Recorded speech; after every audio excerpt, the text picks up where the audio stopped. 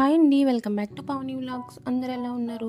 ఈరోజు కరివేపాకు కారం పొడి ఎలా ప్రిపేర్ చేసుకోవాలో చూపిస్తాను. వీడియో స్కిప్ చేయకుండా లాస్ట్ వరకు చూడండి. ఈ కరివేపాకు తినడం వల్ల మన కంటి చూపు అనేది చాలా బాగుంటుందండి. అలాగే హెయిర్ కూడా చాలా మంచిది. మనం కర్రీలో వేసినప్పుడు కరివేపాకు అనేది తినం కదండి. అలా తినని వాళ్ళకి ఇలా కారం పొడి అనేది బాగా యూజ్ అవుతుందండి. ఇది రైస్లోకి కానీ టిఫిన్స్లోకి కానీ చాలా బాగుంటుంది. వీడియో స్కిప్ చేయకుండా లాస్ట్ వరకు చూడండి.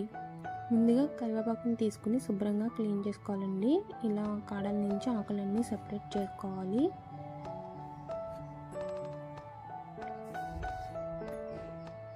మొత్తం ఆకులన్నీ ఇలా తీసేసుకున్నాక ఇలా లేత ఆకు కాకుండా ముదిరాకు అయితేనే ఈ పొడికి అనేది చాలా బాగుంటుందండి. ఇప్పుడు వాటర్ వేసి ఒక 2 to 3 times బాగా క్లీన్ చేసుకోండి. ఇలా క్లీన్ చేసుకున్న దాన్ని తడి లేకుండా బాగా ఆరబెట్టుకోవాలి.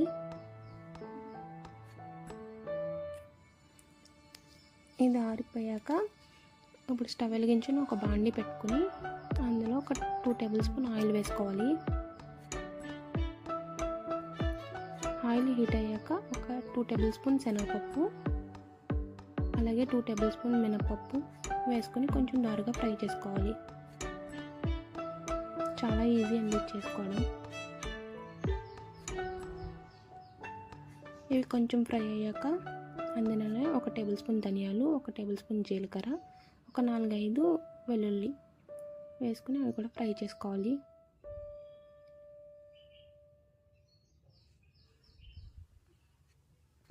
అవి ఫ్రై అయ్యాక మీకు రుచికి తగ్గ ఎండుమిర్చి అయితే వేసుకోవాలండి. నేనైతే ఒక 10 అలా వేసాను.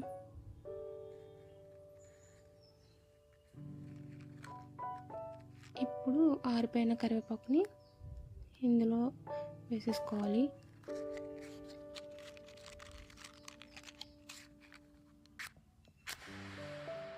ఇలా వేసేసుకొని బాగా పచ్చివాసన పోయేంత వరకు ఫ్రై చేసుకోవాలండి కరివేపాకుని.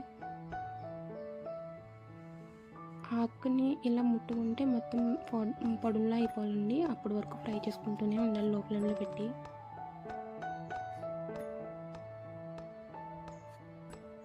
హై ఫ్లేమ్లో చేస్తే పప్పు అనేది మాడిపోతుందండి. అందుకని దగ్గరుండి లో ఫ్లేమ్లో పెట్టుకుని ఇలా తిప్పుతూ చేసుకుంటూ ఉండాలి.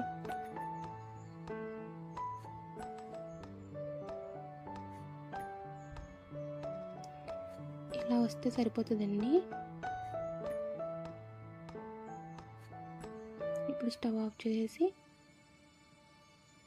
ఇందులో ఒక నిమ్మకాయ సైజ్ అంత చింతపండు వేసుకుని బాగా చల్లారనిచ్చుకోవాలి.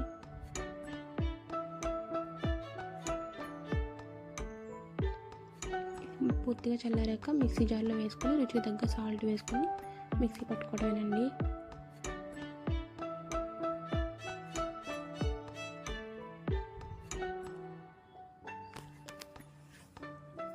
ఇలా మిక్సీ పట్టేసుకొని ఒక 8 కంటైనర్ బాక్స్లో వేసుకుంటే ఒక 1 month వరకు నిల్వ ఉంటుందండి. ఫ్రిడ్జ్లో పెట్టుకోవాలి. అప్పుడు ఒక 1 month వరకు నిల్వ ఉంటుంది. చాలా టేస్టీగా కూడా ఉంటుందండి.